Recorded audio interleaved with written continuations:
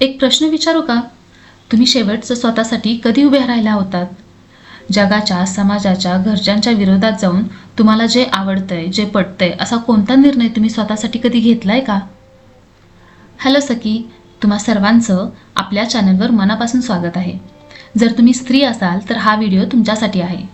आज आपण अशा 5 महत्त्वाच्या गोष्टींबद्दल बोलणार आहोत ज्या प्रत्येक स्त्रीने स्वतःसाठी करायलाच हव्यात. या गोष्टी फक्त प्रेरणादायी नाहीत, तर त्या तुमच्या आयुष्याला खऱ्या अर्थाने मजबूत, स्वावलंबी आणि आनंदी बनवतात. प्रत्येक स्त्री वेगळी असते, तिची परिस्थिती वेगळी असते, त्यामुळे या गोष्टी तुम्ही तुमच्या गरजेनुसार प्रायोरिटाईज करू शकता. पण एक गोष्ट नक्की, जेव्हा स्त्री स्वतःसाठी उभी राहायला शिकते तेव्हा तिचं आयुष्य बदलायला सुरुवात होते. पहिली गोष्ट म्हणजे स्वतःला आहात तसं स्वीकारणं. आपण अनेकदा दिसणं, शिक्षण, करिअर किंवा यश या बाबतीत स्वतःची तुलना इतरांशी करतो. पण प्रत्येक स्त्रीचा प्रवास वेगळा असतो. तुम्ही जशा आहात तशा, जाड असाल किंवा बारीक असाल, उंच किंवा ठेंगण्या असाल, गोऱ्या किंवा सावळ्या असाल, नोकरी करणाऱ्या असाल किंवा गृहिणी असाल, शिकलेल्या असाल किंवा शिकलेल्या नसाल सुद्धा, कॉन्फिडंट असाल किंवा नसाल, तुम्ही जशा असाल तसं तुम्ही स्वतःला ॲक्सेप्ट करा. स्वतःच्या गुणांना ओळखून, कमतरता मान्य करून स्वतःवर प्रेम करायला शिकलं पाहिजे.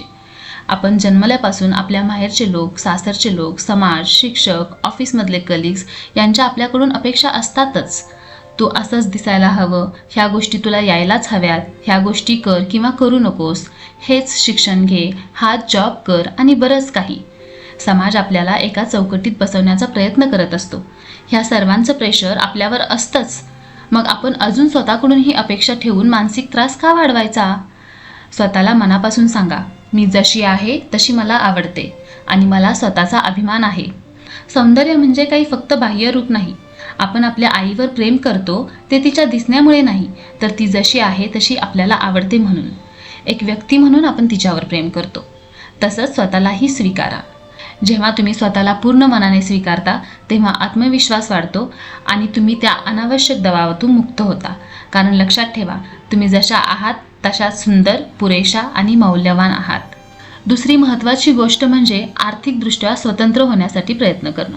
आर्थिक स्वातंत्र्य म्हणजे फक्त पैसे कमावणं नाही, तर पैशाचं योग्य नियोजन करणं, बचत करणं आणि गुंतवणूक समजून घेणंही तितकंच महत्त्वाचं आहे.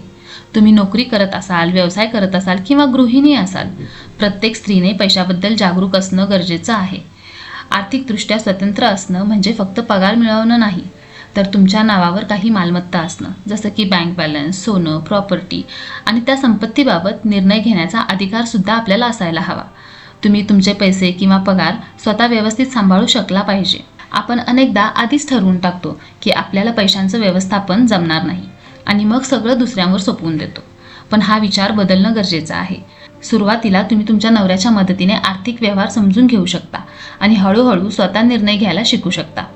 यामुळे केवळ आर्थिक स्वातंत्र्य मिळत नाही, तर आत्मविश्वासही प्रचंड वाढतो. कारण आर्थिक स्वातंत्र्य म्हणजे फक्त जॉब करणं किंवा खूप पैसे असणं असा होत नाही, तर तुमच्याकडे असलेल्या पैशांवर, तुमच्याकडे असलेल्या असेट्सवर तुमचा हक्क असला पाहिजे. त्याबाबत निर्णय घेण्याचा आणि खर्च करण्याची आपल्याला मुभा असली पाहिजे. तिसरी महत्त्वाची गोष्ट म्हणजे नाही म्हणायला शिकणं. प्रत्यक्ष आयुष्यात नाही म्हणणं जितकं सोपं वाटतं तितकं ते करायला खूप कठीण आहे. अनेक वेळा आपण अशा परिस्थितीत अडकतो जिथे आपल्याला असायलाच नको होतं, पण फक्त आणि फक्त आपण वेळेवर नाही म्हणालो नाही म्हणून आपण त्या परिस्थितीमध्ये अडकलेलो असतो. उदाहरणार्थ, कधी कधी आपल्याला मित्रमैत्रिणी एखादी अशी गोष्ट करायला सांगतात जी आपल्याला मनापासून योग्य वाटत नाही, जसं की कोणाच्याबद्दल चुकीचं बोलणं, खोटं सांगणं किंवा एखाद्याच्या चुकीच्या गोष्टीमध्ये सहभागी होणं. फक्त मैत्री टिकवण्यासाठी अनेक वेळा आपण मनाविरुद्ध होकार देतो. पण अशा वेळी शांतपणे आणि ठामपणे मला हे योग्य वाटत नाही म्हणून मी यात सहभागी होणार नाही हे सांगणं खूप महत्त्वाचं असतं. खरी मैत्री तीच असते जी तुमच्या निर्णयाचा आदर करते. जर कोणी तुमच्या नाहीला समजून घेत नसेल तर तिथे स्वतःसाठी उभं राहणं आणखी जास्त गरजेचं ठरतं. कारण चुकीच्या गोष्टीला होकार देण्यापेक्षा नाही म्हणणं नेहमीच चांगलं आहे. नाही म्हणणं म्हणजे भांडण करणं नाही, ते आदराने, शांतपणे आणि स्पष्टपणे सांगता येतं. जेव्हा एखादी गोष्ट तुम्हाला पटत नाही, तुमच्या मर्यादेच्या बाहेर आहे किंवा तुमच्याकडे वेळ नाही, तेव्हा नम्रपणे नकार देणं ही कमजोरी नसून तुमचा आत्मसन्मान आहे.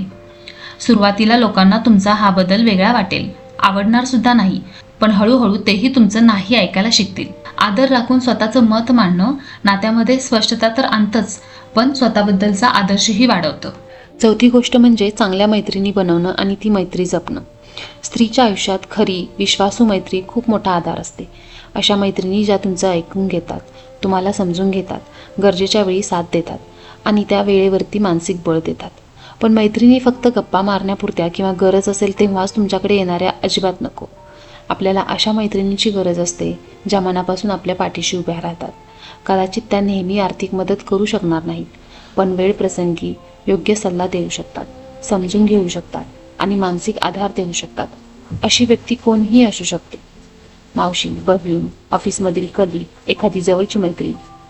मैत्री ही एक सुरक्षित, विश्वासू जागा असते जिथे तुम्ही तुमच्या भावना मोकळेपणाने व्यक्त करू शकता. म्हणूनच दिखाऊ मैत्रीपेक्षा खरी आणि प्रामाणिक नाती निर्माण करूया आणि ती जपण्यासाठी वेळ देऊया.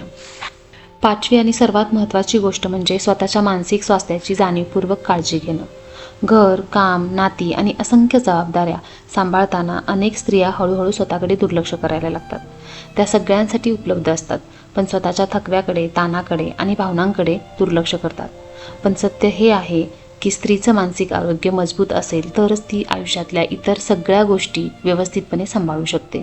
सततचा ताण, दडपलेल्या भावना आणि स्वतःसाठी वेळ न काढणं हळूहळू मनावर परिणाम करतं. चिडचिड वाढते, आत्मविश्वास कमी होतो आणि आनंद हरवायला लागतो. म्हणूनच स्वतःसाठी थोडा वेळ काढणं, आवडत्या गोष्टी करणं, मनमोकळं बोलणं आणि गरज वाटल्यास मदत मागणं खूप महत्त्वाचं आहे. आपल्या भावनांना महत्त्व देणं ही कमजोरी नाही, तर स्वतःबद्दलची जबाबदारी आहे. लक्षात ठेवा, स्वतःची काळजी घेणं हा स्वार्थीपणा नसून एक गरज आहे. कारण जेव्हा स्त्री मनाने निरोगी आणि आनंदी असते, तेव्हाच ती स्वतःचं आणि आपल्या आसपासच्या लोकांचं आयुष्यही अधिक सुंदर बनवू शकते.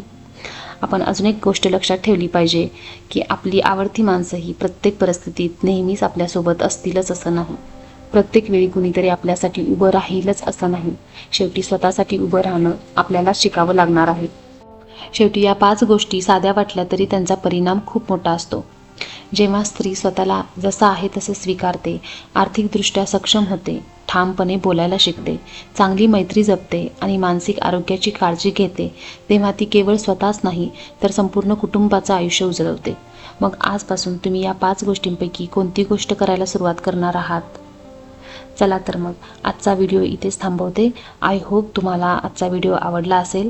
पुन्हा भेटूयात एका नवीन व्हिडिओमध्ये एका नवीन विषयासोबत. तोपर्यंत आनंदी राहा आणि स्वतःची काळजी घ्या. धन्यवाद.